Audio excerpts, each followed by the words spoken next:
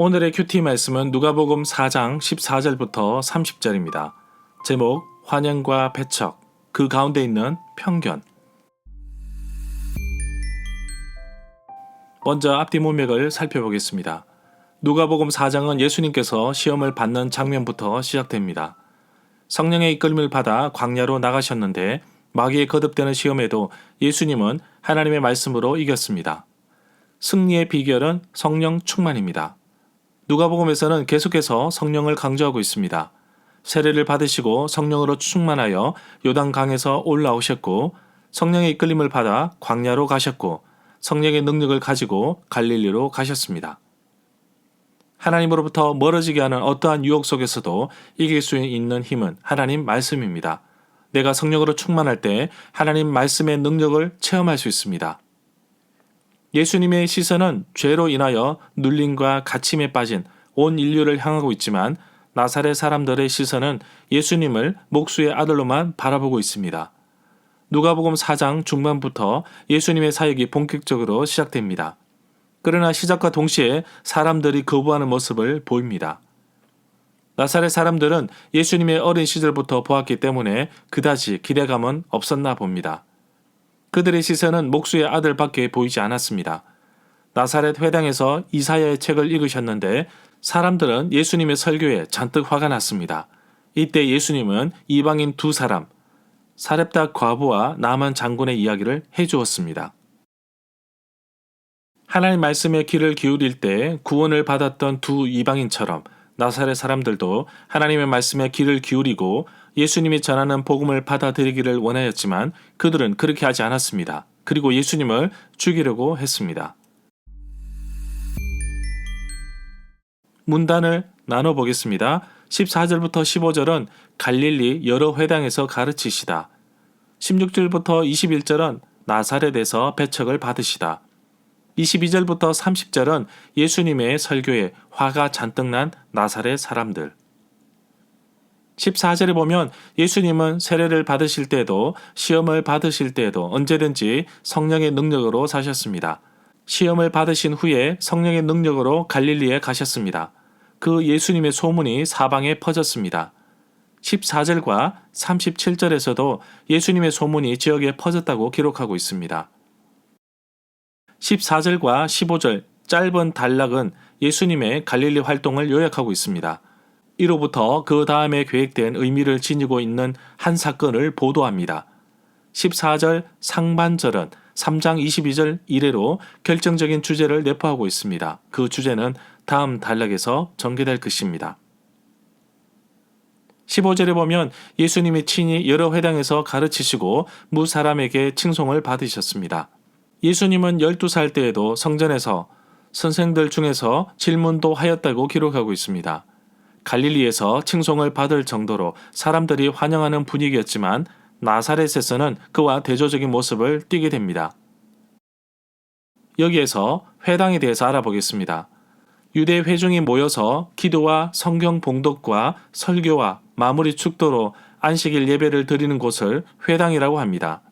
성경 봉독에서 가장 중요한 것은 고정된 순서를 따라 율법, 모세오경을 읽는 것이고 거기에 매번 예언서, 유대인들이 이해하기로는 구약 성경의 역사서도 예언서에 속합니다. 예언서에서 한 단락씩 덧붙입니다. 글을 아는 유대인 남자라면 누구나 성경을 봉독하고 해석하라는 요청을 받을 수 있습니다. 회당이라는 말은 모임을 뜻하는 헬라 낱말에서 비롯되었는데 회당을 중심으로 모이는 회중을 가리키기도 합니다. 16절에 보면 예수님이 자라신 곳 나사렛에 오셨는데 안식일에 회당에 가셨습니다. 늘 안식일에 회당에 가셨을 뿐만 아니라 성경도 읽으셨는데 이 성경은 구약 성경입니다. 마가와 마태도 예수님의 등장, 나사렛의 등장을 기록하고 있습니다. 특히 누가는 나사렛의 등장을 공적인 활동, 공생애의 맨 앞에 기록하였습니다. 이런 이유가 누가에게는 예수님의 선포하신 중요한 내용들과 예수님의 파송의 성과와 실패를 순서대로 적합한 것으로 보았습니다. 17절에 보면 예수님께서 회당에서 성경을 읽으려고 섰을 때 누군가 선지자 이사야의 글, 구약 성경을 들었습니다.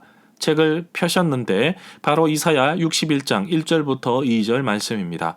회당 예배에서 어른이 된 유대인은 성경을 낭독하고 해석할 권리가 있었습니다. 20절에 보면 구약 성경책을 덮어서 맡은 자에게 주었습니다. 히브리어로 된 성경책들은 양피지나 파피루스 두루마리로 되어 있었는데 관리하는 사람이 있었고 상자에 잘 보관하였습니다. 그리고 앉으셨는데 사람들이 다 주목하여 보았습니다. 21절에 보면 이에 예수님께서 회당에 모인 사람들에게 말씀하시기를 이글 이사야의 글이 오늘 너희 귀에 응하였다고 하십니다. 성경에 기록된 말씀이 회중이 보는 눈앞에 이미 성취된 것이라고 말합니다. 실제로 구약시대에 하나님께서 선지자를 통하여 말씀하셨지만 직접 눈앞에 보이신 것은 바로 예수님이십니다. 22절에 보면 사람들은 놀랍니다. 우선 예수님의 입에서 증언하는 은혜로운 말을 놀랍게 여겼고 또 예수님이 요셉의 아들임에 놀랐습니다. 처음에는 긍정적이고 환영하는 모습으로 나갔지만 마지막은 질투와 불신으로 끝을 냅니다. 23절에 보면 회당에 모인 나사렛 사람들은 하나의 이적을 보려고 했고 요셉의 아들을 이뤄서 시험해 보려고 했습니다. 이 경우에 31절부터 41절에서 비로소 언급하는 가버나움에서 이적을 관련시킨 사실은 누가가 16절부터 30절의 단락을 계획적으로 앞에 내세웠다는 사실과 관계가 있을 것으로 보고 있습니다. 24절에 보면 또 말씀하시는데 선지자가 고향에서는 환영을 받을 자가 없느니라고 하였습니다.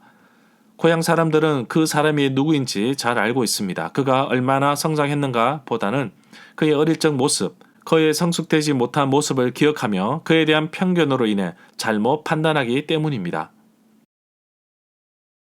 25절에 보면 예수님은 고향 사람들의 불신에 대해 구약의 사건을 예로 들고 있습니다. 엘리야 시대에 하늘이 3년 6개월 동안 닫혀 비가 오지 않았고 또한 흉년이 들어서 많은 사람들이 죽게 되었고 과부도 많았다고 하였습니다. 유대인들이 잘 아는 구약의 실제 예화를 통해 하고자 하신 말씀으로 들어갑니다. 이 구절의 이야기는 열왕기상 17장 1절, 18장 1절, 야고보서 5장 17절에도 기록되어 있습니다. 28절에 보면 회당에 있는 사람들이 화를 낸 이유는 바로 예수님께서 하나님이 이스라엘 사람들뿐만 아니라 이방인에게도 관심을 가지신다고 말했기 때문입니다. 29절에 보면 사람들이 일어나 동네 밖으로 쫓아내었고 낭떠러지로 끌고 가서 밀어 죽이려고 했습니다. 30절에 보면 예수님께서 그들 가운데로 지나서 가셨습니다. 절마다 상세한 설명과 구절 해석, 핵심 내용과 중심 줄거리는 네이버 블로그에 올려져 있습니다. 내게 주시는 교훈입니다. 갈릴리 사람들은 예수님을 환영하는 분위기였지만 오히려 나사렛 사람들은 화도 내고 낭떠러지로 밀어 죽이려고 했습니다. 그랬던 이유는 바로 예수님이 하신 말씀이 은혜롭지만 자기가 아는 목수 요셉의 아들이기 때문에 인정하지 못하겠다는 것입니다. 성인 유대인이라면 누구나 성경을 읽고 해석할 권리를 가지고 있었지만 회중에 모인 사람은 예수님은 안 된다고 하였는데 일종의 편견입니다. 내가 잘 아는 사람, 내가 잘 아는 것을 하찮게 보는 것이 바로 편견이 아닐까요? 예수님이 이사야의 말씀을 가지고 응하였다고 선포하신 것은 예수님 자신이 하나님이 보내신 선교사이며 또한 그 일을 이루기 위해 이 땅에 오신 분이심을 선포하는 일종의 취임식인 것입니다. 누가는 선포되는 하나님 말씀이 가난하고 소외된 자들에게 전해지는 놀라운 일들이 일어나기를 바라고 있는 것입니다. 그러나 안타까운 것은 회당에 있는 나사렛 사람들이 그 부분을 인정하지 않았기 때문입니다. 하나님의 말씀을 순종하는 자를 통하여 이루십니다.